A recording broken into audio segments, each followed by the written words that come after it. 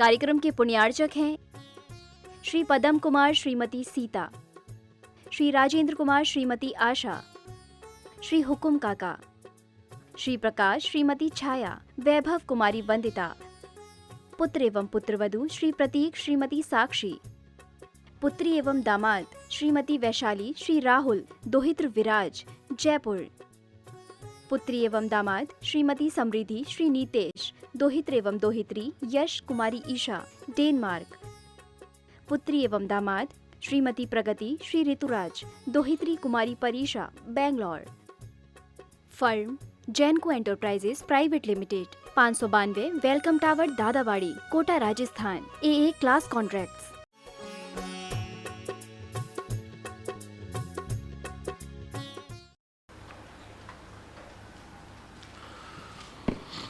नमो अरिहन्ताणं नमो सिद्धाणं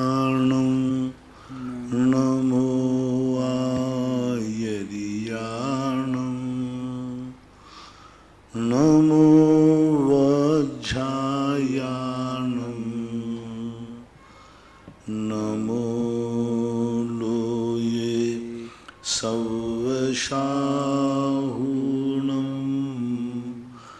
पंच परमेष्टि भगवान की जय। आचार्य श्री गुरुवर कुंद कुंद महाराज की जय। आचार्य श्री गुरुवर विद्यासागर महाराज की जय। परम पूजनीय निर्यापक श्रमण मुनि श्री सुधा सागर जी महाराज की जय। पूज्य चुल्लक श्री धैर्य सागर जी महाराज की जय। समस्त जिज्ञासा कर्ताओं की ओर से नमोस्तु महाराज जी। पहला प्रश्न है श्रीमती चंदा जैन, डॉक्टर मगन जैन, आष्टा मध्य प्रदेश से। परम पूज्य के चरणों में नमोस्तु। जिज्ञासा आजीवाधिकरण आश्रव के भेद में निर्वर्तना का क्या स्वरूप है? मूल गुण निर्वर्तना, उत्तर गुण निर्वर्तना का क्या स्वरूप है? मूल गुण निर्वर्तना का अर्थ होता है, निर्वर्तना का अर्थ होता है रचना, किसी चीज को बनाना। तो मूल रूप से निर्वर्तना के संबंध में जब किसी चीज को हम स्वयं प्लानिंग बनाते हैं, स्वयं निर्माण करते हैं, तो निर्वर्तना कहलाती। और मूल गुणों की आराधना करने वाली जो क्रिया है मूल गुण निर्वर्तना। उत्तर निर्वर्तना, उत्तर गुण जो ऐसी है स्वयं नहीं करते हैं, दूसरे रूप से होती है, पर रूप से होती है। और यह कहना चाहिए जो साक्षात हमारे कारण नहीं बन के परंपरा से जो कारण बनते हैं उसे उत्तर गुण निर्वर्तना और पूर्ण गुण निर्वर्तना जानना चाहिए। आश्रम में कैसे निमित्त बनते हैं ये? आश्रम में इसलिए बनते हैं क्योंकि हमारी आराधना करने वाले हैं ना। एक किताब है, इस किताब को मैंने खुद लिखा, बाइंडिंग किया, ये मूल गुण निर्वर्तना। तो हमारे आश्रम में कारण है ना, हमने पर पदार्थ के लिए पर पदार्थ रूप हमने कार्य किया, मकान बनाना, किताब बनाना, सब बनाना, पाठ बनाना, ये सब मूल गुण निर्वर्तना है इतने। और अब इन्हीं के लिए हमने तुमसे खुद नहीं किया, लेकिन हमने दूसरों से करवाया। इसके सहयोगी भाव, इसके सहयोगी क्या है? स्याही, लिखना मूल गुण निर्वर्तना, लिखने की सामग्री इकट्ठी करना उत्तर गुण निर्वर्तना। इस प्रकार से आश्रव के कारणों में इनको गिनाया जाता है। अजीव अधिकरण के अंदर अजीव के निमित्त से पुद्गल आदि की, जैसे एक किताब पुद्गल है, अब हमने इसका निर्माण किया, इसकी बाइंडिंग की, इसके पेड़ों को व्यवस्थित किया, इसके सब कुछ सब किया, तो हमारे द्वारा ये होगा। अब इसके लिए हमने और चीज़ों की सामग्री जुटाई जो इसके सहयोगी हैं, तो उससे भी कर्म का आश्रय होता है। इसलिए अजीब अधिकरण में उसकी निर्वर्तना की चर्चा आती है। पूज्यपाद स्वामी ने इसके संबंध में चर्चा की है सर्वार्थ सिद्धि के अंदर। विवेक जैन जावर से 2000 सागर वर्ष में लगभग कितनी 24 बीत जाती है महाराज? 2000 सागर वर्ष में एक कोड़ा कोड़ी सागर वर्ष का एक ही अकेला है 24 ही का, वो तो 2000 ही सागर है। एक कोड़ा कोड़ी सागर, 1 करोड़ में 1 करोड़ का गुणा करो तब वो कोड़ा कोड़ी सागर होता है। अब 2000 सागर तो छोटे सा है, 1 करोड़ सागर एक तरफ प्लस 1 करोड़ सागर, इनका गुणा करना है। और यहाँ कितने हैं? 1 करोड़ बड़ा है कि 2000 बड़े हैं? 1 करोड़। 1 करोड़ बड़ा। तो 2000 1/24 में ना जाने कितने 2000 सागर हो जाएंगे, आप खुद लगा लीजिए। 1 करोड़ में 1 करोड़ का गुणा करना, जितना आवे उसमें उसका भाग देना 2000 का, तो आपको पता चल जाएगा कितना आएगा, निकाल देते। यानी 2000 सागर 1/24 में व्यक्ति पूरा 10 काल व्यतीत करके संख्यातों बार पुनः निगोद में जा सकता है। 2000 सागर वर्ष कम है, 1/24 का काल बहुत बड़ा है। श्रीमती हीरा जैन, अंकुर कॉलोनी सागर से, नमोस्तु गुरुवर। मेरी जिज्ञासा है, व्रती श्रावक को सुबह शाम सामायिक और प्रतिक्रमण में से पहले किसको करना चाहिए? देखो, मूल तो यही है कि प्रतिक्रमण पूर्वक सामायिक होना चाहिए, विधि यही है। लेकिन किसी विशेष परिस्थिति में यदि आगे पीछे कर लेते हैं तो ये आलोचना नाम का दोष तो आएगा, लेकिन महान दोष नहीं आएगा, क्योंकि कई बार सामायिक के बाद भी प्रतिक्रमण, हम लोगों को कई बार ऐसी परिस्थितियां आती हैं कि सामायिक के बाद भी हम लोग प्रतिक्रमण करते हैं। बिहार आदि में अब सामायिक का टाइम हो रहा है तो सामायिक कर लेंगे, फिर उसके बाद प्रतिक्रमण कर लेते हैं। तो ये अपवाद मार्ग है, महान दोष नहीं है। विधि प्रतिक्रमण पूर्वक सामायिक ही श्रेष्ठ है। राहुल जैन, भोपाल से, नमोस्तु महाराज जी। मद और स्वाभिमान में क्या अंतर है? स्वाभिमान वाला व्यक्ति बड़ा विनयशील होता है, गुणवानों के प्रति उसकी विनय होती है, और अहंकारी व्यक्ति गुणवानों के सामने भी नहीं झुकता। सबसे सरल परिभाषा है। हमें मालूम है कि हमसे गुणवान है, हमसे बड़ा है किसी भी क्षेत्र में, और हम उसको देख करके उसका अभिनय करते हैं, आसाधना करते हैं, तो ये मद कहलाता है। मैं क्यों झुकूं किसी के सामने? क्यों झुकूं? किसी के सामने क्यों झुकूं? यही मद है। और गुणवानों के सामने मैं सदा झुकता रहूं, यही स्वाभिमान है। किसी उसने क्या लगा दिया, मैं किसी के सामने क्यों झुकूं, मेरा भी कोई अहमियत है। ये अहमियत नहीं है, ये मद है, मद कहलाता है। और विनयशील वाला कहता है नहीं, गुणवानों का लिए। स्वाभिमान का अर्थ क्या समझते हैं? स्वयं अपने अपने अंदर मान यानी ज्ञान, अपने विवेक पर स्वयं अभिमान। मुझे अपने गुणों पर अभिमान है, हमें अपने गुणों पर गर्व है, गुणों पर, दुर्गुणों पर नहीं। वहां मान सम्यक ज्ञान का प्रतीक है, यानी मेरे पास जो गुण है, मैंने रात्रि भोजन त्याग दिया, मेरे स्वाभिमान है, मुझे अपने आप पर गर्व है। मैंने संकल्प की हिंसा त्याग दी, मैंने समस्त पापों को त्याग दिया। तो एक अंदर की एक आनंद की अनुभूति आदि, जैसे जैसे गुण अपने में प्रकट होते हैं, अपने में उसका जो आनंद की अनुभूति, ओहो मैं इस पाप से बच गया, वो स्वाभिमान है। इसी प्रकार जैसे जैसे अपने सामने गुणवान, अपने में गुण प्रकट होने पर जो आह्लाद आता है, वही आह्लाद गुणी को देख करके आता है, ये स्वाभिमान है। चाहे गुण अपने में प्रकट हो अथवा दूसरे में प्रकट हो, गुणों को देखकर, गुणों का अनुभव करके जो एक आनंद की अनुभूति होती है, उसको स्वाभिमान कहते हैं। और अपने दुर्गुणों को, गुणहीन होने पर भी, और सामने वाले के गुणों की उपेक्षा करते हुए जो परिणति बनती है, वो मद कहलाता है। निर्मल जैन, अशोक नगर, नमोस्तु महाराज जी। पहली प्रतिमा को दर्शन प्रतिमा कहते हैं, इसमें दर्शन शब्द से क्या आशय है? दर्शन शब्द के अनेक अर्थ आए। दर्शन शब्द श्रद्धा के अर्थ में भी आता है। पूज्यवर कुंदकुंद भगवान ने अष्टपावड़ की 14वीं गाथा में दर्शन का अर्थ कर दिगंबर मुद्रा भी लिया, जिन मुद्रा को भी दर्शन कहा। दर्शन का अर्थ होता है एक प्रकार का प्रारंभ है, सामान सत्तावलोकन को भी दर्शन बोलते हैं, दर्शन उपयोग बोलते ना। जम सामन्ना गहनम भावाणम रेव कट्टु मायाणम अवशेष दून अट्ठे भाव, इस प्रकार की द्रव्य संग्रह की गाथा है। तो सामान्य रूप से जो है उसका भी नाम दर्शन है। यहाँ दर्शन का अर्थ जो दिया गया है प्रारंभ, शुरुआत, है नहीं, दर्शन है। क्रिया नहीं है, दृष्टि है, चारित्र की दृष्टि है। वहां धर्म की सम्यक दर्शन में जो दर्शन शब्द है वह समूचे मोक्ष मार्ग की परत है। वहां धर्म के प्रति दृष्टि है, तत्व के प्रति दृष्टि है। और यहां पहले को यानी उसको भी सम्यक दर्शन का, श्रद्धा को, और यहां चारित्र के ऊपर प्रथम दृष्टावलोकन करना, चारित्राभिमुख होना, यूं मानो। अष्टमूल गुण आदि ये चारित्राभिमुख होना नहीं है, प्रतिमा लेने के लिए अभिमुख होना। अभी प्रतिमा ली नहीं है, अभी व्रत लिया नहीं है, लेकिन व्रतों के अभिमुख। इसलिए पहली प्रतिमा में ना तो 5 अणुव्रत हैं, न 4 शिक्षा व्रत हैं, न 3 गुण व्रत हैं, कोई व्रत नहीं लिया जाता।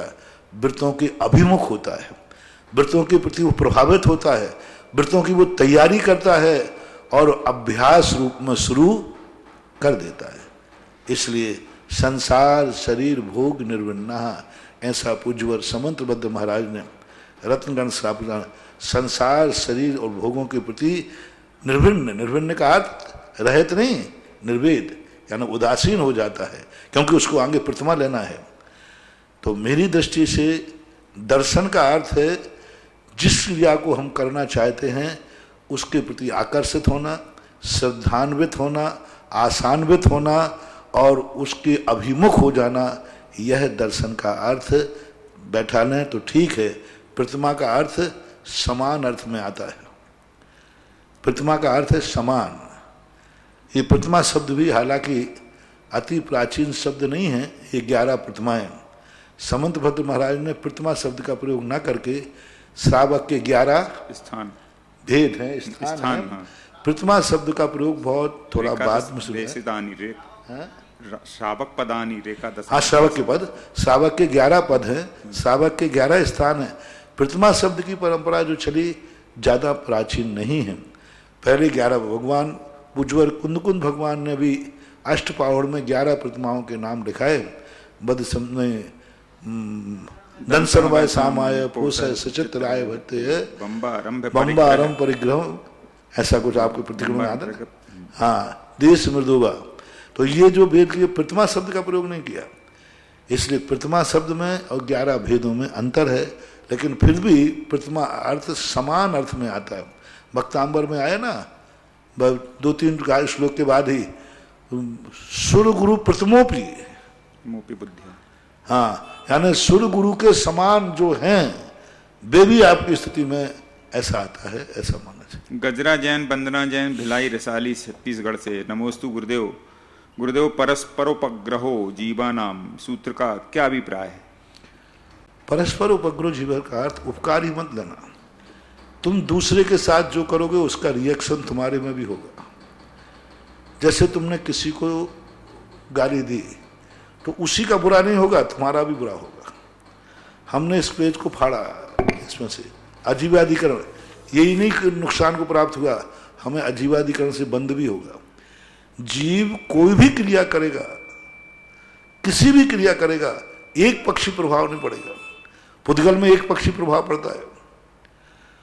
पुद्गल जब प्रभावित होता है तो वो अपने आप में कार्य करता है, और दूसरे के लिए कार्य करेगा तो वो स्वयं प्रभावित हो, कोई नियम नहीं है। स्वयं अपने आप में कोई बंध को प्राप्त हो, कोई उसका नुकसान हो, ऐसा कोई नियम नहीं है। लेकिन जीव जो है जब जब किसी को उपकार यहाँ पर परस्पर उपग्रह जीवानाम, उपग्रह शब्द का अर्थ नहीं कि उपकार होना, उपकार यानी अपकार भी उपकारी है। यहाँ पर यदि तुमने किसी को गाली दी है तो तुम्हारा भी बुरा होगा, उसका भी बुरा होगा। तुमने एक पत्थर को तोड़ा है तो आपको भी चोट लगेगी। अकेला पत्थर ही नहीं टूटेगा, आपको भी कुछ ना कुछ चोट लगेगी।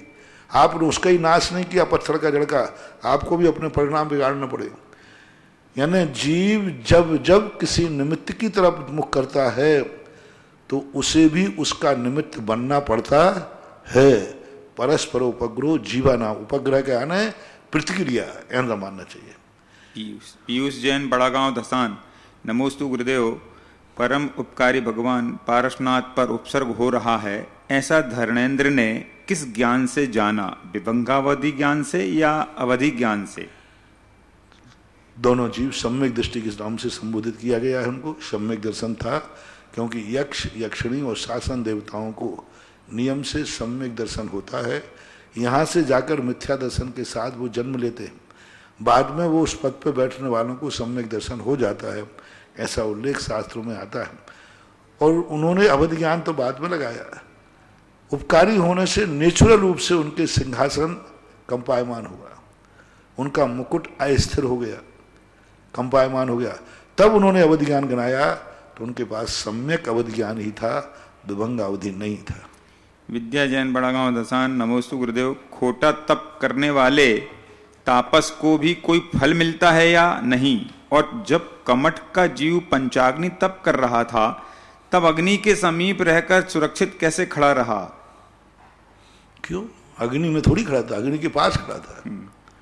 अग्नि में नहीं था, अग्नि के पास था। पंचाग्नि तप तपते, चारों तरफ आग लगाकर बीच में बैठ जाते। आप लोगों ने मेला ठेलों में देखा होगा, सिर के ऊपर अग्नि रख लेते हैं ऐसा कुंडली बना करके कपड़े की, तो हो जाता, कोई बड़ी बात नहीं है। और पंचाग्नि तप तपने वालों में भी यदि कसाई की मंदता है तो वो स्वर्ग आदि तो प्राप्त कर ही सकते हैं, क्योंकि स्वर्ग जो है कसाई की मंदता से भी पुण्यबंध तो होते ही है। वो पुण्यबंध, ये बात अलग है कि वो पुण्य साथी से पुण्यबंध नहीं है, वह बंध मूलक पुण्यबंध होता है। अनुज्ञा जैन तेल वाले सिरोंज, गुरुवर के चरणों में सब परिवार नमोस्तु। मेरी जिज्ञासा है, मैंने व मेरी मम्मी ने आपसे तत्वार सूत्र के निर्जल उपवास लिए थे, अब वह पूरे हो गए, उनका हमें उद्यापन करना है, पर तत्वार सूत्र विधान नहीं मिल रहा है, तो हम कौन सा विधान करके उद्यापन तत्वार करें? सूत्र विधान करना ही नहीं है, तत्वार सूत्र की पूजा करना है, विधान नहीं करना। आप ये विधान तो गलत है। आजकल समय सार विधान, तत्वार सूत्र विधान, सठखंडागम विधान बन गया। नहीं, ये पूज्य हैं, विधान पूजक है। लोगों में इतनी अकल नहीं है। समय सार पूजा लिखी तो एक बार जयपुर में समय सार के बहुत बड़े होते, महाराज समय सार, मैंने कि तुम लोग समय सार का सबसे अनादर कर रहे हो। द्रव्यानुयोग सबसे ऊपर का ग्रंथ है, और देखो तुमने समय सार की तुमने पूजा बना दी, एक एक गाथा को चरणानुग में, तो द्रव्यानुयोग को चरणानुग में लाके ला दिया तो तुमने डिमोशन कर लिया अपने हाथों से। चरणानुयोग की पूजा किसमें आती? बोले चरणानुयोग में। समय सार किसमें आता है? द्रव्यानुयोग में। और समय सार पूजा किसमें आएगी? चरणानुयोग में। बोले महाराज जी ये तो मैंने ध्यान ही नहीं दिया। मैंने कि बुद्धू लोगों से ऐसी गलती होती है, होश ही नहीं है तुम्हें। पूज्य और पूजा में कितना अंतर है। पूज्य सिंहासन पर बैठता है, पूजा टेबल पे होती है। पूज्य भगवान होता है, पूजा भक्त की हो, भक्त अपने मुख से निकालता है। आराध्य आराधक भाव, आराध्य आराधक भाव, आराध्य को आराधक के बराबर बैठा दोगे तो क्या होगा?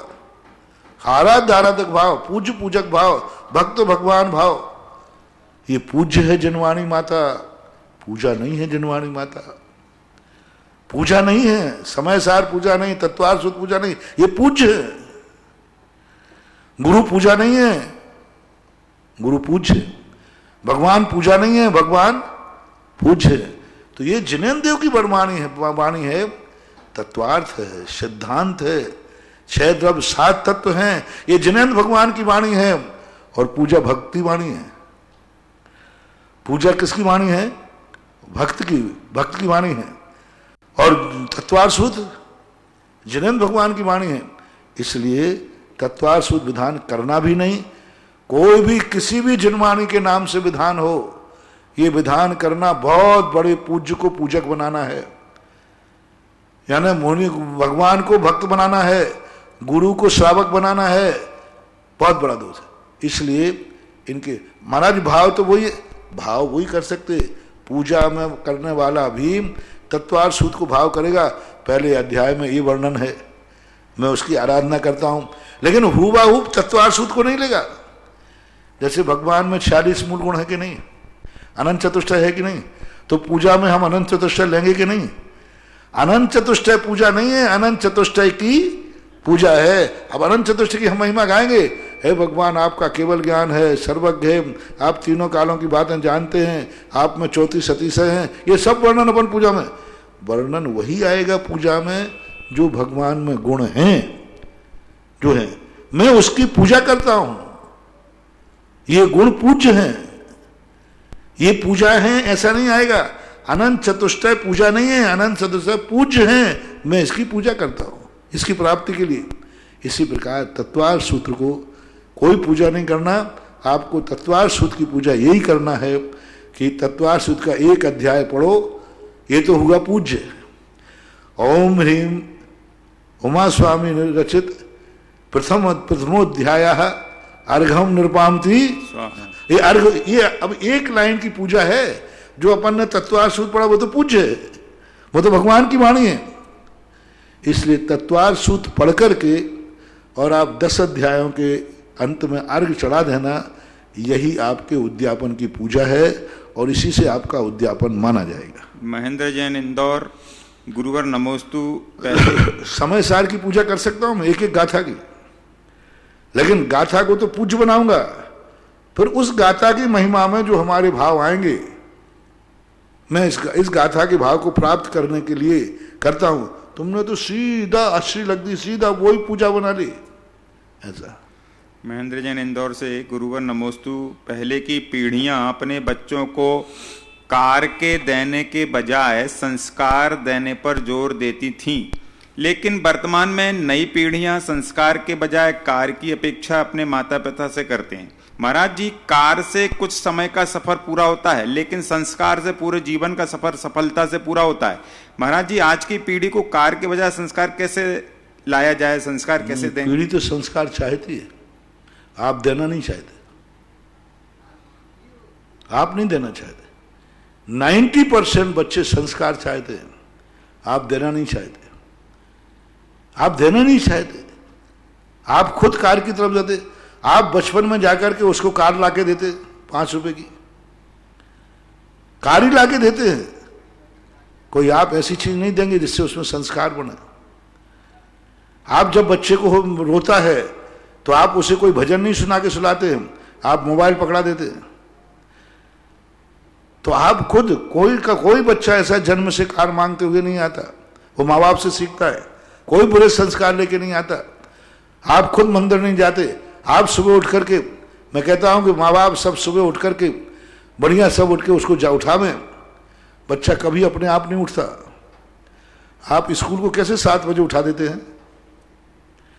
कभी आपने सुबह प्रार्थना के लिए उठाया? छुट्टी के दिन आपने उठाया कि आज अभिषेक को चलो, अभिषेक का समय? देखो, प्रत्येक बच्चा यदि नींद आ रहा है तो स्कूल के लिए उठाएंगे, बच्चे को उठाओ स्कूल का समय हो गया, वो उठता नहीं है। पुचकार के, कैसे ही करके, थप्पड़ मार के आप उठाते हैं। किसने सोते हुए बच्चे को उठाया कि बेटा आज संडे का दिन है, अभिषेक का समय हो गया? अब देखो, प्रतिदिन 7 बजे उठाते थे स्कूल के लिए। आज छुट्टी का दिन है, आज स्कूल के नहीं उठाना, आज मंदिर के लिए उठाना, आज अभिषेक के लिए उठाना।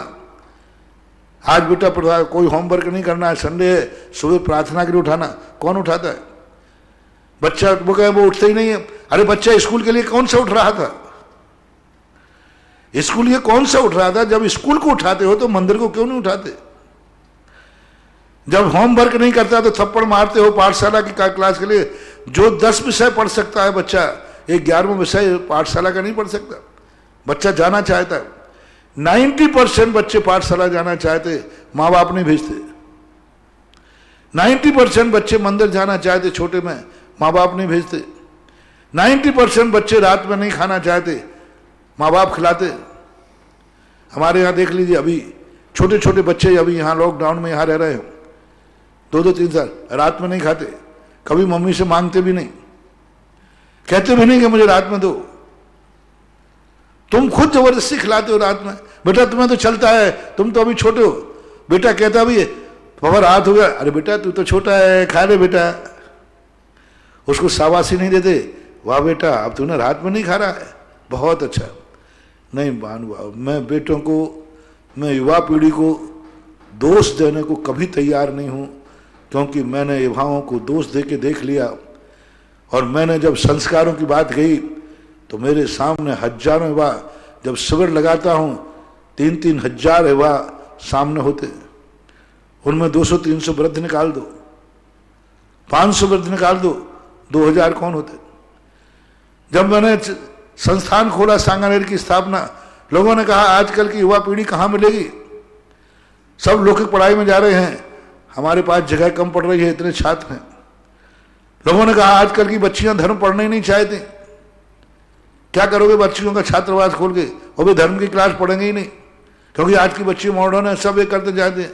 मैं भी डरता था, मैंने कहा हाँ आज की बच्चियों तो क्या पढ़ेंगी, क्योंकि यहाँ तो धर्म की पढ़ाई।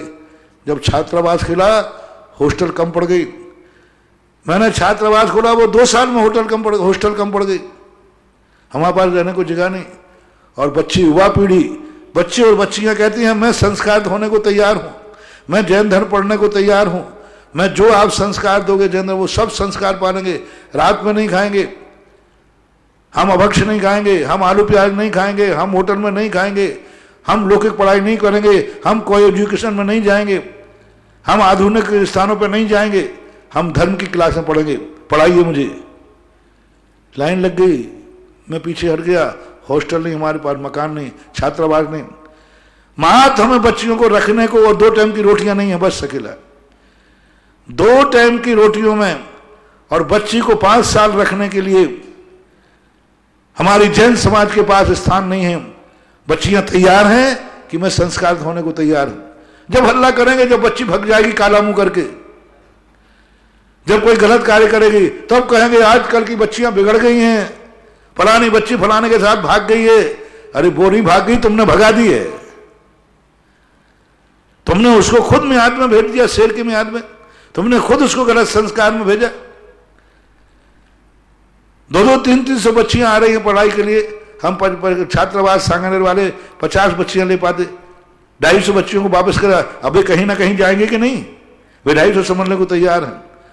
तो ऐसा गलत बात मत करो महानुभाव, बहुत गलत। तुम्हारा सारा का सारा युवा पीढ़ी को बिगाड़ने का दोष उनके माँ बाप को जाता है। माँ बाप नहीं चाहते कि मेरा बच्चा सुधरे, माँ बाप उस समय छेदते हैं जब उनका मुंह काला हो जाता है, उसके पहले तो सब वही चीज जानते। आप बच्चों को ड्रेसें सिलवाते हैं, मैंने बच्चे से पूछा सबसे पहले ड्रेस किसने सिलवाई थी, जीन्स बच्ची के लिए, पापा ने, मम्मी ने। दूसरी बात, बच्चों के सामने मां मां बन के रहती है क्या?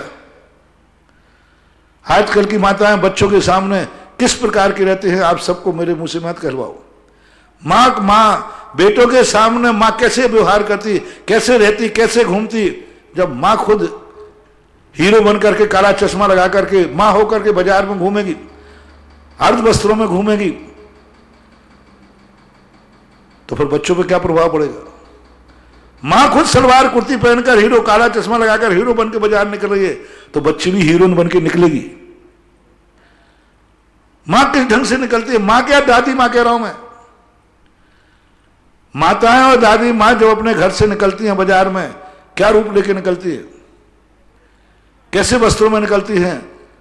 कुंवारी की बात नहीं कर रहा हूं, शादीशुदा मां की बात कर रहा हूं, जो बेटों बेटियों की मां है, वो किस ढंग से फूहड़ बने से, किस प्रकार के अश्लील वेशभूषा में शहरों के वातावरण देख कर निकलते हैं। बच्ची अपनी मां को देख रही है, जब वो अश्लील वेशभूषा मां पहनेगी तो वो तो बेचारी बेटी है, पहनेगी। मेरा दावा है यदि बेटे को जन्म देने के बाद मां के वेशभूषा में रहे, मां का आचरण करे, मां बन के रहे, तो बेटियां आज भी सही बेटी बनकर रहने को तैयार है। मां बिगड़ती है तब बेटी बिगड़ती है, और बेटी को सुधारने के, बेटा को सुधारने के लिए आप उस अवस्था में सुधारिए जब वो आपके हाथ में है। इसलिए माँ बाप सुधर जाएं, बेटा बेटियों को 95% बेटा बेटी सुधर जाएंगे, यदि 100% माँ बाप सुधर जाएं तो। अरिहंत जैन, आधार ताल, जबलपुर। महाराज श्री नमोस्तु। महाराज जी, विज्ञान कहता है कि पृथ्वी अपनी धुरी पर घूमती है, पृथ्वी अपनी धुरी पर घूमती है, ऐसा विज्ञान कहता है। महाराज जी, इस विषय में हमारा आगम क्या कहता है? आगम कहता है कि पृथ्वी नहीं घूमती, स्पष्ट रूप से। सूर्य और चंद्रमा जो हैं मेरू की परिक्रमा लगाते हैं, ये आगम। इसलिए सत्य तो यह है, लेकिन जब इंटरव्यू में जाओ तो वही लिखना, नहीं तो इंटरव्यू फेल हो जाओगे। संजय मीना, आधार ताल। महाराज जी, अनंत नमन। महाराज श्री, नारियल से पानी निकालने के बाद उस पानी की मर्यादा कितने समय की होती है? 48 मिनट। 48 मिनट के अंदर उसमें कुछ ना कुछ, या तो उसको पेल दीजिए मिक्सी के अंदर, उसमें कोई नमक मिर्ची कोई भी चीज़ ऐसी डाल दीजिए अथवा प्राशुक कर दीजिए, ये 3-4 तरीके। तो उसकी मर्यादा, यदि आपने कोई चीज़ डाल दी है, लवण आदि तिक्त आदि पदार्थ कोई डाल दिए और अच्छी तरह से बिलोर दिया है, तो 5-6 घंटे की मर्यादा बढ़ सकती है। और गर्म कर दिया है तो जिस पोजीशन में आपने गर्म किया है उतने घंटे बढ़े। 48 मिनट के अंदर अंदर प्रयोग करने में कुछ भी करने की जरूरत नहीं, वो प्राशुक है, शुद्ध है, अचित है। आर.के. जैन सागर, नमोस्तु गुरुवर, नंद्यावर्त स्वस्तिक को पूर्व की दिशा में कमरे के अंदर, घर के अंदर की ओर मुख करके और बाहर को पृष्ठभाग करके लगा सकते हैं क्या? इसका क्या महत्व है? लगाने का अर्थ क्या है? लगाने की बात मैं नहीं कहूँगा। नंद्यावर्त लगाना और नंद्यावर्त यंत्र रखना, रख सकते हैं आप, लेकिन लगाने के लिए तो कैसे मैं कहूँ। सोनम जैन सागर, नमोस्तु गुरुवर, परिहार विशुद्धि चारित्र वाले मुनिराज प्रतिदिन 2 कोस विहार करते हैं, लेकिन जब यदि उनकी तबीयत खराब हो जाएगी तो फिर विहार कैसे करेंगे? महानुभाव, ऐसे महान पुण्यात्माओं को तबीयत भगवती तो उपयोगी नहीं जाता, वे तो परिसर मान करके चलते रहते हैं। ऐसे ऐसे मुनिराज देखे हैं जिनके पैर में कील लग गई और कील इतनी बड़ी लगी इस पार से इस पार निकल के आ गई, तो भी अपनी गति में अंतर नहीं लाए। पहली बात तो बीमारी तो आ सकती है, इसका निषेध तो नहीं करूँगा, लेकिन वो जाएंगे। और फिर भी यदि कोई बात है तो अपवाद मार्ग अलग चीज होती है और मूल मार्ग। अपने बस पर नहीं रुकेंगे। अब गिर गए तो, चक्कर आ गया तो, एक्सीडेंट हो गया तो क्या करें? हम मान लीजिए परिहार विशुद्धि संयम वाले हैं और मान लीजिए कोई ऐसी बीमारी आ गई, चक्कर आ गया, बेहोशी हो गई, एक्सीडेंट हो गया, पड़ गए, तो उसके लिए अब क्या करेंगे? कहाँ से जाएंगे? तो ये अपने बस भर में प्रमाद नहीं करेंगे। प्रमाद अलग चीज है। जैसे हम लोग बैठ के सामायिक करते, अब बैठते बन ही नहीं रहा तो, बैठते बन ही रहा तो क्या मेरा मूल गुण खंडित हो जाएगा? नहीं हो जाएगा। और प्रमाद करूंगा, बैठते बन रहा फिर भी नहीं बैठूं तो प्रमाद है। अब बैठते ही नहीं बन रहा है तो लेटे लेटे सामायिक करेंगे, तो वो अपवाद मार्ग है। अपनी तरफ से वो चला करके ऐसा नहीं करेंगे। ऋषभ जैन सागर से, सब परिवार नमोस्तु गुरुवर, जिज्ञासा यह है, जब मंच के कार्यक्रम होते हैं तब चित्र अनावरण का कार्यक्रम रखा जाता है। मुनिराज तो निरावरण होते हैं और निरावरण को आवरण डालकर फिर अनावरण किया जाता है, ऐसा करना क्या आगम सम्मत है? बीच में फोटो अलग है, बीच में कांच भी है, कपड़ा भी है। महाराज जी को फिर कमरे में बंद करके गेटों पे पर्दा क्यों लगाते हो? तो क्या वो दोष आएगा? मैं इस पंडाल में बैठा हूँ, चारों तरफ कपड़ा लगा है, तो ये आवरण क्यों किया? क्या ये आवरण मेरे मुनिपत को बाधित कर रहा है? ऊपर कपड़ा, साइड में कपड़ा, पंडाल में बैठा हूँ, पंडाल कपड़े के लगता है, तो क्या ये आवरण में आएगा? आवरण में आएगा कि छाया में आएगा? सुरक्षा में आएगा, सुरक्षा में आएगा। कमरे में महाराज रहते हैं, चारों तरफ से खिड़कियों को आप कपड़े से बंद करते, फर्श डाल देते, तो क्या ये आवरण में आएगा? नहीं। वो मूर्ति के लिए आवरण नहीं किया गया है, वो फोटो की सुरक्षा के लिए आवरण किया है। मालूम महाराज यहाँ बैठे, यहाँ तुमने लगा दिया, समोषण में जब हम लोग बैठते ना तो आगे एक पर्दा लगा रहता है, तो क्या वो पर्दा मुनिराज को आवरण माना जाएगा? नहीं माना जाएगा। एक व्यवस्था। इसी प्रकार मूर्ति के ऊपर कपड़ा डालने से मूर्ति सदोष, महाराज की मूर्ति सदोष नहीं हो गई। जिनेंद्र भगवान के ऊपर फोटो पे कपड़ा डाल दिया तो ये कपड़ा नहीं माना जाएगा, ये आवरण है। आवरण का अर्थ परिग्रह नहीं है, एक व्यवस्था है, एक सुरक्षा है और एक उसका एक मांगलिक स्वरूप बनाने के लिए किया जाता है, कोई दोष नहीं। ऑनलाइन जिज्ञासाओं के पश्चात प्रथम जिज्ञासा के लिए परम गुरु भक्त श्री विजय दुर्रा अपनी जिज्ञासा पूछ रहे हैं। परम पूज्य आध्यात्मिक संत निर्यापक श्रमण मुनिपुंगव सुधा सागर जी महाराज के पावन पुनीत चरणों में अस्य क्षेत्र थुवोंजी कमेटी अशोकनगर जैन समाज जैन युवा वर्ग धुर्रा परिवार अशोकनगर की ओर से बारंबार नमोस्तु नमोस्तु नमोस्तु। परम पूज्य गुरुदेव आपकी असीम अनुकंपा ने अशोकनगर को त्रिकाल चौबीसी देकर 30 वर्ष पूर्व महातीर्थ बना दिया। तब से ही लाखों लोग अशोकनगर आते हैं और भारत के नक्शे पर अशोकनगर का नाम है। आपके चरण थुबोंजी में आचार्य भगवान की बात पुनः पढ़े तो आज थुबोंजी आकाश की ऊंचाइयों पर है। पूज्य गुरुदेव, आपने आज प्रवचन में कहा कि सैनिक और भक्त दोनों बराबर के होते हैं। गुरुदेव, भक्तों को इतना सम्मान दिया। गुरुदेव, हम भक्त ऐसा क्या करें, निरंतर कैसे इस निरंतर भक्ति को बनाए रखें, इसके लिए हमें क्या करना चाहिए? सैनिक को श्रावक को बराबर नहीं कहा। सैनिक की जिस प्रकार से दुर्गति नहीं होती, ऐसे श्रावक की भी नहीं होती, क्योंकि वहां राजा को समर्पित है और यहाँ महाराजा को समर्पित है। वो संसार मार्ग है और ये मोक्ष मार्ग है। उपमा दी थी कि भाई जैसे उसकी दुर्गति नहीं है, ऐसे इसकी भी दुर्गति नहीं। और ये इसके लिए सबसे बड़ा ये होता है कि हमें ये देखना पड़ता है कि यह राजा इस देश के लिए कितना उपकारी है। मेरा जीवन और महाराज के जीवन में कितना उपकार है। शुक्र ने यही सोचा, मेरा जिंदा रहने में और महाराज के जिंदा रहने में, दोनों में अंतर क्या है? मेरे जिंदा रहने से क्या लाभ होने वाला दुनिया को, और महाराज के जिंदा रहने से कितना बड़ा कार्य है।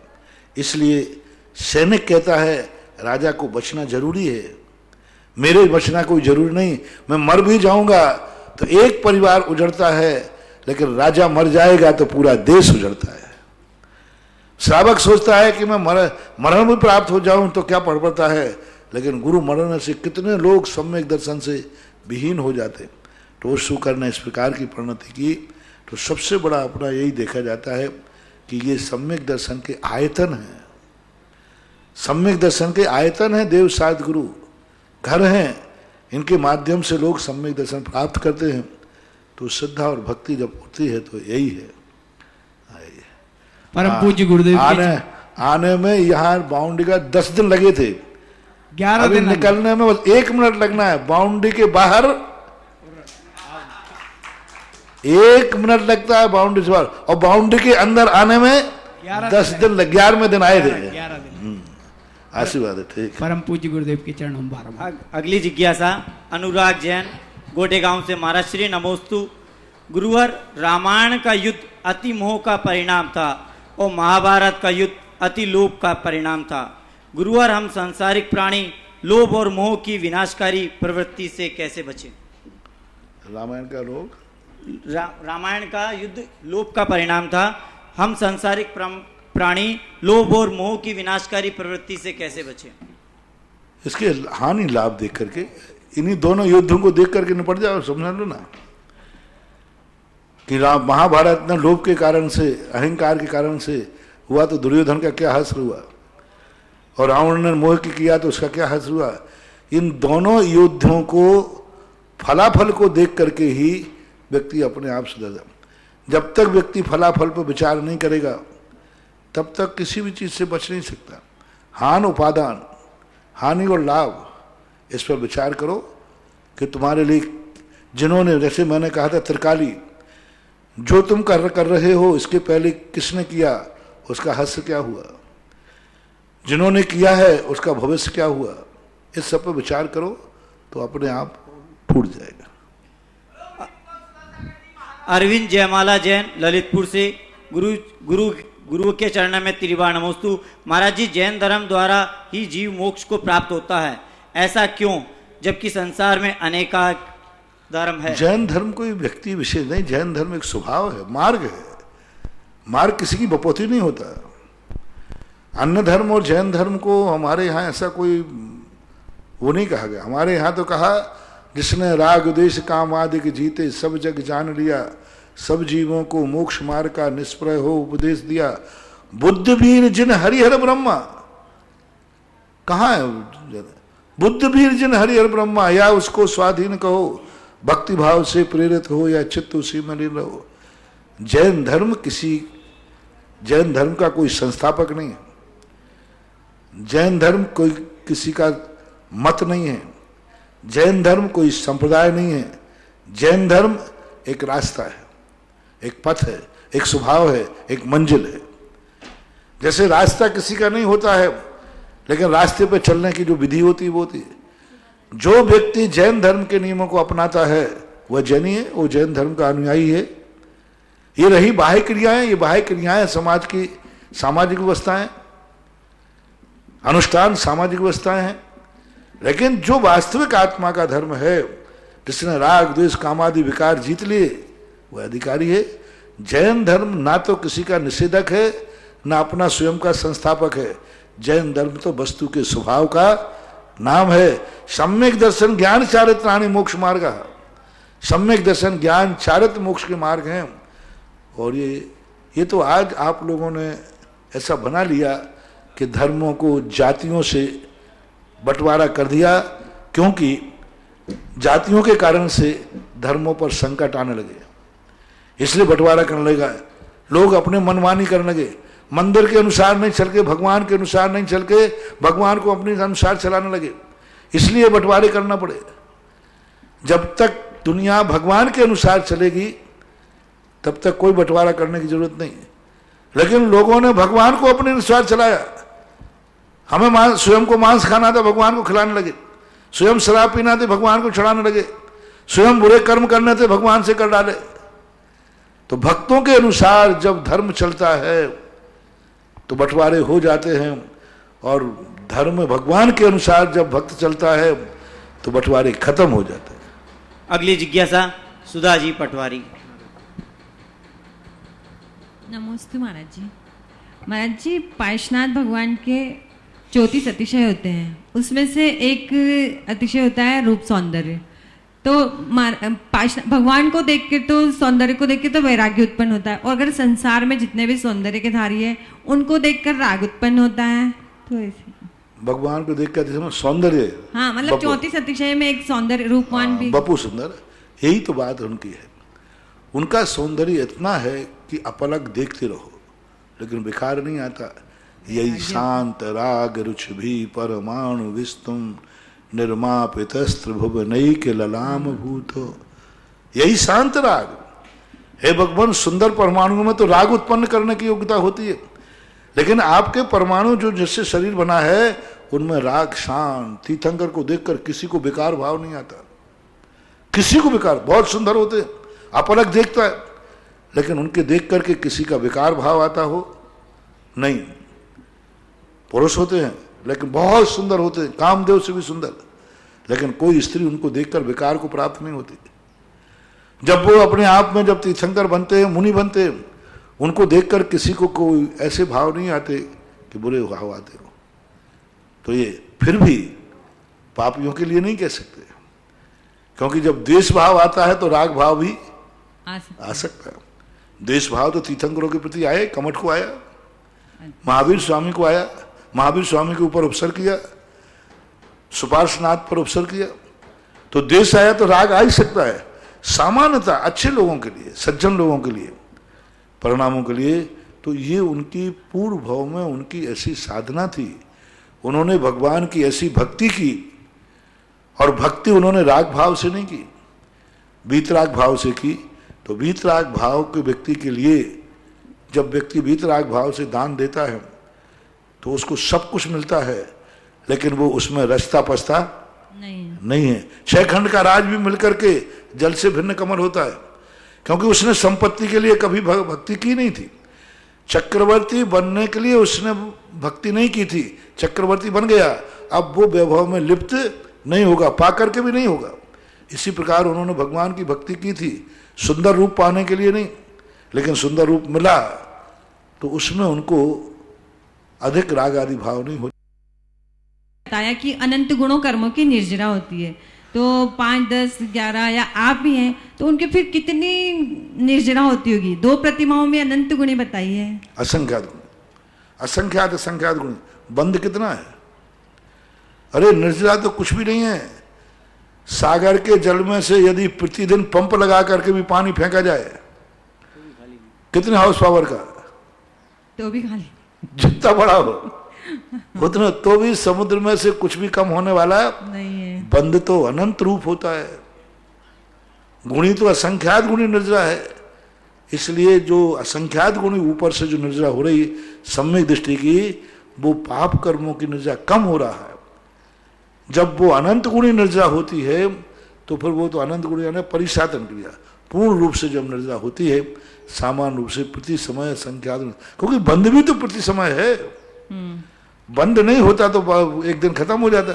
बंद कितना चल रहा है, हाथ हिला रहा है, पैर हिला रहा है, बोल रहा है, आंखें, कान, नाक, सब प्रवृत्ति, मन वचन काया की प्रवृत्ति कितनी चल रही ना, वो भी हर क्षण चल रही है। बस तो आश्रव ज्यादा है, निर्जरा फिर भी कम है। लेकिन जैसे जैसे चारित्र बढ़ेगा तैसे से निर्जरा का स्तर भी बढ़ जाता है। नमोस्तु। अगली जिज्ञासा ऑडियो के माध्यम से। परम पूज्य गुरुवर्य निर्यापक श्रमण मुनिपुंगव श्री सुधा सागर जी महाराज के चरणों में सुरेंद्र भारती परिवार का त्रिवार नमोस्तु। परम पूज्य मुनिश्री, हमारे जीवन में सिखाया जाता है सत्यम वद धर्मम चर,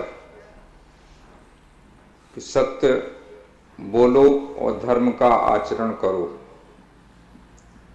न्यायालयों में सत्यमेव जयता जयते एक नारे के रूप में लिखा रहता है, उद्घोष के रूप में लिखा रहता है। सत्य वचन भी हैं, सत्य धर्म भी हैं। कुछ लोग ऐसा कहते हैं कि जीवन का सत्य सबसे बड़ा है, दूसरी ओर धर्म के सत्य को बड़ा माना गया है। तो मेरी जिज्ञासा है कि जीवन का सत्य बड़ा है कि धर्म का सत्य बड़ा है, और यदि दोनों में ही सत्य निहित है तो दोनों में संगति हम कैसे बिठाएं? कृपया समाधान कीजिए। जैनागम ने जब भी सत्य की चर्चा की उसकी डेफिनेशन बनाई। सत्य क्या है? सत्य बोलने का नाम सत्य नहीं है। सुपर कल्याणी बोलना हित सत्य वचन है। दूसरे का हित होता है और हमारा भी हित होता है, तो असत्य भी सत्यमपि विविदे, असत्य को भी सत्य में रखा। सत्य, यही तो सबसे बड़ी बात है कि लोग सत्य को नहीं समझ पा रहे कि सत्य क्या है। कभी कभी सत्य बोलना भी पाप है। सत्यम मां वद, सत्य मत बोलो, क्योंकि सामने वाले की जिंदगी उजड़ जाएगी, उसका नाश हो जाएगा, उस गाय की हत्या हो जाएगी। कसाई पूछ रहा है, गाय गई है यहां से। अब वहां सत्य मौन रहना ठीक है कि सत्यम वद, सत्य बोलो, वहां पर मौन रहना पड़ेगा। और हो सके झूठ बोलने से गाय बचती है तो झूठ भी बोलेंगे। इसलिए सत्य की परिभाषा यह है सुपर हितकारी है। स्वयं का हित हो और सामने वाले का हित हो, वो असत्य भी सत्य है और सत्य भी असत्य है। दूसरी बात, जीवन सत्य और धर्म सत्य को आप अलग क्यों गिनते हैं? जैनागम ने तो कहीं अलग, जियो और जीनो दो, ये जीवन सत्य है कि धर्म सत्य है? जियो और जीने दो, जीवन सत्य है या धर्म सत्य है? जीवन सत्य है, धर्म सत्य है, दोनों एक ही तो है, कोई अंतर नहीं है। अब जीवन के संबंध में तुम्हारे लिए जीने के लिए कई बार असत्य का सहारा लेना पड़ा। यदि आपकी दृष्टि ये हो कि ग्रस्त लोगों को जीवन सत्य के जीवन जीने के लिए बहुत सारे असत्य के सहारा लेना पड़ते हैं, तो आगम में कहाँ मना किया है? यदि जीवन सत्य को नकारते तो ऋषभदेव तलवार का उपदेश नहीं देते, क्योंकि सत्य क्या है? अहिंसा। सत्य क्या है? पीछी। सत्य क्या है? कोमल वस्त्र।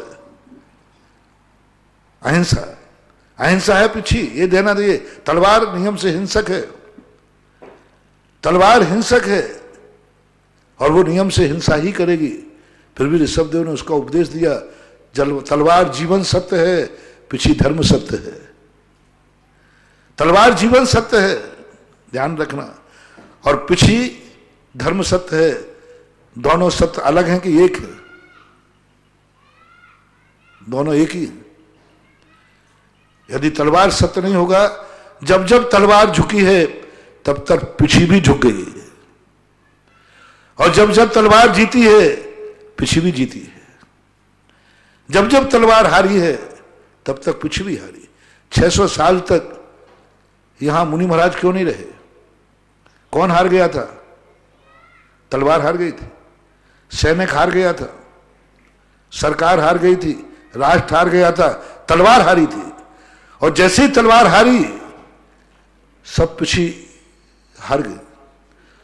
और आज तलवार जीती है, आज सैनिक जीत रहे हैं, हमारी पिछी जीत रही है।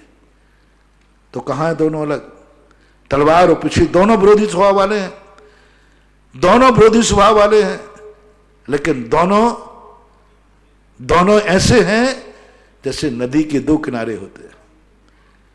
नदी के दो किनारे होते हैं, दोनों परस्पर विरोधी हैं, लेकिन नदी के लिए दोनों अनुकूल हैं। इसी प्रकार पिछी और तलवार दोनों जरूरी हैं। तलवार जिंदा है तो पिछी जिंदा है, और पिछी जिंदा है तो तलवार में ताकत है। इसलिए जीवन सत्य को जैनाचार्यों ने कहीं न कहा। गृहस्थ के लिए अलग नियम बनाए, ये जीवन सत्य है। मुनिराज के लिए अलग नियम बनाए। गृहस्थ जब कोई भी कार्य करता है उसमें हिंसा होती है तो उनके कहते सावध ले सो बहु पुनरास। आपको उद्योगी हिंसा, आरंभी हिंसा, विरोधी हिंसा, इसके लिए आपको नकारा नहीं। जीवन सत्य जानते थे महावीर, जीवन सत्य जानते थे ऋषभदेव, तभी तो उन्होंने षट कर्मों का उपदेश दिया। षट कर्मों का उपदेश सत्य है क्योंकि ऋषभदेव ने दिया, ये जीवन का सत्य है। और षड आवश्यक का उपदेश भी ऋषभदेव ने दिया, ये धर्म का सत्य है। षड आवश्यक धर्म के सत्य हैं, षट कर्म जीवन के सत्य हैं। दोनों एक दूसरे के पूरक हैं, एक दूसरे के पूरक हैं। षट कर्म नहीं रहेंगे। आज सुबह ही हमने कहा था सेना और राजा, सेना नहीं है तो राजा कितनी बलशाली हो, श्रावक नहीं है तो मुनिराज की चर्या कैसे पलेगी? मुनिराज अपने उपादान पर अपनी चर्या पाल रहे कि श्रावक के दम पर? श्रावक के बिना मुनिराज की चर्या कैसे? श्रावक सेना है, मुनिराज महाराजा है। राजा राजा है, सेना के सेना सेना है। सेना के बिना राजा नहीं, श्रावक के बिना महाराज नहीं, और महाराज के बिना सब। ये परस्पर में संबंध है। महाराज नहीं तो श्रावक की जिंदगी क्या होगी, और श्रावक नहीं तो मुनिराज की जिंदगी। श्रावक जीवन सत्य है, महाराज धर्म सत्य है। दोनों अलग अलग हैं कि एक दूसरे के पूरक हैं। अलग तो हैं लेकिन पूरक है। श्रावक पूर्वक मुनि, मुनि पूर्वक श्रावक। राजा और सेना दोनों अलग अलग हैं, लेकिन दोनों एक दूसरे के। राजा है जब तक राजा खड़ा है, सेना खड़ी है, और जब तक सेना डटी है तो राजा भी डटा है। दोनों एक दूसरे के पूरक। इसलिए जीवन सत्य को और धर्म सत्य को कभी अलग मत मानना डॉक्टर साहब। ये दोनों एक दूसरे के पूरक हैं। जिस दिन एक हार जाएगा दूसरे को हारना ही पड़ेगा। इसलिए हमारे यहां व्यवहार और निश्चय में ये दोनों हैं। जैन दर्शन में हर क्रिया में अभ्युदय और निश्चय सुख की चर्चा की। एक भी क्रिया नहीं कही जो निश्चय सुखी मात कहा हो। जब भी कोई चर्या आती है निश्चय और अभ्युदय। अभ्युदय सुख जीवन सत्य है, और निश्चय सुख परमार्थ सत्य है। जीवन सत्य जहां नहीं है परमार्थ है। जीवन सत्य भली कैसा भी हो, गंदा दिखेगा, आरंभ दिखेगा, परिग्रह दिखेगा। जो चीज गंदी होती है वह सब कुछ ही नहीं होती। जो चीज गंदी होती है वह अच्छी चीज के लिए ताकत देती है। खाद बन जाए तो, खाद गंदा है, दुर्गंधित है, अछूत है, लेकिन खेत में पड़ जाए तो जीवन सत्य वो खाद है जो धर्म सत्य की फसल को लहराता है। तलवार, जो से मैंने कहा, तलवार गंदी है, हिंसा करेगी। पिछी फसल है, धर्म सत्य है, तो तलवार रूपी सत्य रूपी खाद यदि धर्म के साथ चलती है तो धर्म की पिछी को लहरा देती है, आनंद भरा देती है। गंदी है तलवार, नियम से खून करेगी, लेकिन वो खून, वो गंदगी खाद के रूप में है। यदि वो गंदगी की चीज खेत में पहुंच जाए तो फसल लहराएगी। यदि वो धर्म की रक्षा के लिए तलवार उठ जाए तो धर्म की फसल लहराएगी। श्रावक आरंभ परिग्रह करता है, लेकिन इनका आरंभ परिग्रह यदि धर्म के खेत में चला जाए तो वही आरंभ परिग्रह धन बुरा हो भला कहिए। धन पाप है, परिग्रह है, लेकिन वही धन पाप परिग्रह रूपी खाद बन करके खेत में चला जाए धर्म की तो फलता है। 12 भावना भी पढ़ते हैं, काना पौड़ा पड़े हाथ चूसे वे तो रोवे, पड़े ज्ञान जो धर्म ध्यान की भूमि बिसवे। वो काना पौड़ा सत्य है, और यदि वो धर्म के साथ जुड़ जाता है तो फसल रह जाती है। तो मेरी दृष्टि से जीवन सत्य और धर्म सत्य दोनों अपनी आत्मा के लिए, अपनी जिंदगी के लिए, अपने चरम सुख को पहुंचने के लिए दोनों नदी के दो किनारे हैं। दोनों का संबंध खाद और बीज के समान है, ऐसा मानना चाहिए। अगली जिज्ञासा ऑडियो के माध्यम से। नमोस्तु महाराज श्री, मैं छतरपुर मध्य प्रदेश से शोभा जैन बोल रही हूँ। महाराज जी, निर्वाह, निर्माण और निर्वाण में क्या फर्क है? शब्दों के शब्द जब अलग अलग हैं तो अपने आप में निर्वाह यानी गुजारा करना, अपनी जिंदगी को चलाना। निर्वाह कर रहा हूं भाई, निर्वाह कर रहा हूं, चल रहा है, निभा रहा हूं। और निर्वाण का अर्थ होता है मोक्ष, निर्वृत्ति। निर्वाह यानी गुजारा चलाना, निर्माण यानी निर्वृत्ति, सब कुछ खत्म कर देना, और निर्माण यानी बनाना, बनाना। निर्वाह है निर्माण, निर्माण यानी बनाना, किसी चीज को बनाना। मकान का निर्माण कर रहा हूं, अपनी जिंदगी का निर्माण कर रहा हूं, अपना चारित्र का निर्माण कर रहा हूं, जो भी है। जब जिस भी चीज को पाने के लिए हम जो क्रिया करते हैं वो निर्माण कहलाता है, निर्माण कहलाता है। और सबसे निर्वृत्त हो जाना, निर्वाह और निर्माण से ऊपर उठ जाने का नाम निर्वाण कहलाता है। अगली जिज्ञासा ऑडियो के माध्यम से। ललितपुर से शीलचंद जैन अनोरा परिवार का जगत हितकारी मेरे गुरुवार निरापक मुनि पुंगव श्री सुधासागर महाराज को त्रिवार नमोस्तु। गुरुवार, मेरी जिज्ञासा है कि उत्तम, मध्यम और जघन भोग भूमि में कौन से क्षेत्रों में होती है? समाधान करें। नमोस्तु नमोस्तु। उत्तम भोग भूमि जो होती है शाश्वत, इसके दो रूप है, एक शाश्वत और एक अशाश्वत। शाश्वत भोग भूमियां 10 हैं। मेरू के पर, दोनों मेरू के समय देवकुरु उत्तर कुरु के नाम से जाने जाते हैं। तो वे शाश्वत भूमियां हैं, 10 भूमियां होती। अशाश्वत भूमियां जो हैं ये भरत और ऐरावत में जो काल का परिवर्तन आता है, तो प्रथम काल जो सुषमा सुषमा होता है उसको उत्तम भोग भूमि बोलते हैं, दूसरे को मध्यम, तीसरे को जघन। तो मध्यम भोग भूमि भी अशाश्वत और शाश्वत होती है। मध्यम भोग भूमि जो शाश्वत हैं वे भोग भूमियाँ कहलाती हैं। जो जैसे जम्बू द्वीप है, तो ऐरावत के बाद जो हिमवन क्षेत्र है, हिमवन पर्वत है, ये जो क्षेत्र हैं ऐसे सारे के सारे स्थानों पर 2.5 द्वीप में होती हैं। मध्यम और उत्तम भोग भूमि नियम से 2.5 द्वीप के अंदर ही होगी, बाहर नहीं होगी। जघन भूमियाँ 2.5 द्वीप के अंदर भी हैं, और असंख्यात जो द्वीप समुद्र हैं इन सब में जघन भूमियाँ होती हैं, जहाँ मनुष्य नहीं रहते हैं, त्रियंच रहते हैं। ऐसा विभाजन जानना चाहिए। अगली जिज्ञासा ऑडियो के माध्यम से।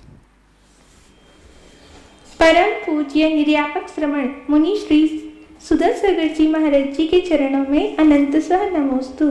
पूज्य मुनि श्री, हमारी जिज्ञासा है, जिस प्रकार शरीर के संचालन के लिए पौष्टिक आहार की आवश्यकता होती है, क्या उसी प्रकार मन की भी कोई खुराक हुआ करती है जो कि मनोबल को बढ़ाती हो?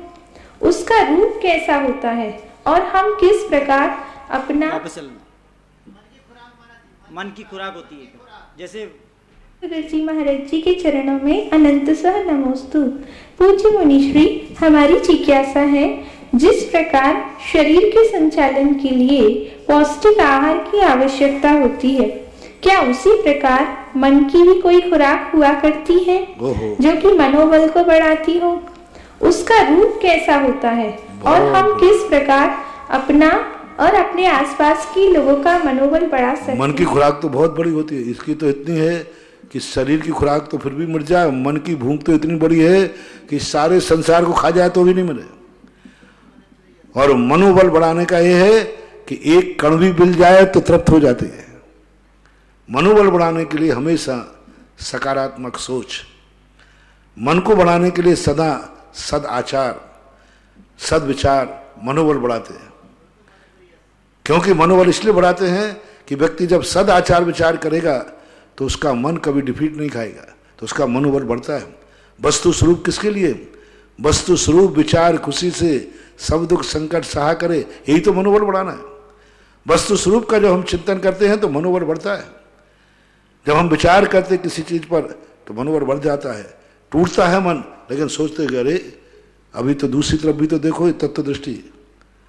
तो मनोबल बढ़ाने के लिए हमें तत्व दृष्टि, धार्मिक विचार, सद आचार विचारों की तरफ दृष्टि करना पड़ेगी, तभी बढ़ेगी। नहीं तो मन की भूख तो इतनी ज़्यादा है कि सब कुछ खा जाए तो भी भूख बनी रहती है। अगली जिज्ञासा ऑडियो के माध्यम से। नमोस्तु महाराज जी, मैं उज्जैन से। महाराज जी, मुनिराज तो 11 अंक के धारी होते हैं, पर क्या कोई आरिका माता जी भी 11 अंक की धारी हो सकती हैं? क्या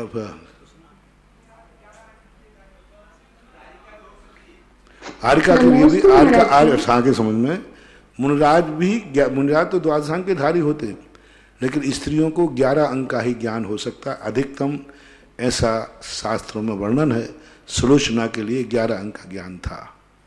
अगली जिज्ञासा ऑडियो के माध्यम से। निर्यापक मुनिराज को नमोस्तु। महाराज साहब, ये बताया गया कि देव आयु बंद होने के बाद, बड़ी आयु बंद होने के बाद यदि भावों में संक्लेश हो, अन्य अपकर्ष कालों में या मरण के समय, तो उनकी आयु कम कर दी जाती है, नीचे के वाले स्वर्गों में आ जाते हैं। से घातायुष्क कहा।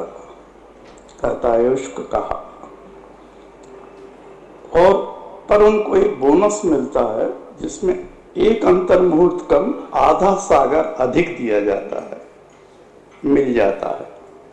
तो एक अंतर मुहूर्त कम समझ में नहीं आया। आधा सागर तो ठीक बोनस दे दिया, लेकिन ये एक अंतर मुहूर्त कम किस कारण से हुआ? ये क्या है कि जब व्यक्ति कुछ चीज को प्राप्त करता है तो ये नियोगी घोषणाएं कहलाती हैं। जैसे भोग भूमि के जीव की 3 पल की आयु होगी तो है, निश्चित है। तो अब ये उनका बोनस इतना ही निश्चित है कि इतना ही मिलेगा। जैसे ग्रेस होते हैं तो 10 नंबर का ग्रेस होता है, 10 का ही रहेगा, 11 का नहीं होगा। तो ये जो उम्र के संबंध में स्वर्गों में नियोग है, ये नियत है, कोई हेतु नहीं दिया। जैसे एक समय कम है, अब जैसे सर्वार सिद्धि में जो देव रहते हैं उससे नीचे वाले जो अनुत्तर हैं उनमें एक समय कम है। अब एक समय कम क्यों? अब एक समय क्या कहलाता है?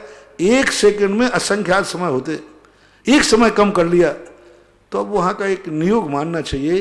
देवों के आयु के क्षय प्राप्ति के संबंध में ऐसा नियोग है कि एक अंतर मुहूर्त कम उसे आधा सागर मिलेगी, तो ये बोनस है, निश्चित है, नियत है।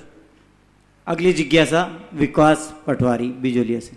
नमोस्तु नमोस्तु नमोस्तु महाराज जी। महाराज जी, मेरी जिज्ञासा यह है कि मध्य लोक में चित्यालय कहाँ कहाँ और कितने कितने होते हैं? कौन से चित्यालय? अकृत्रिम के कृत्रिम?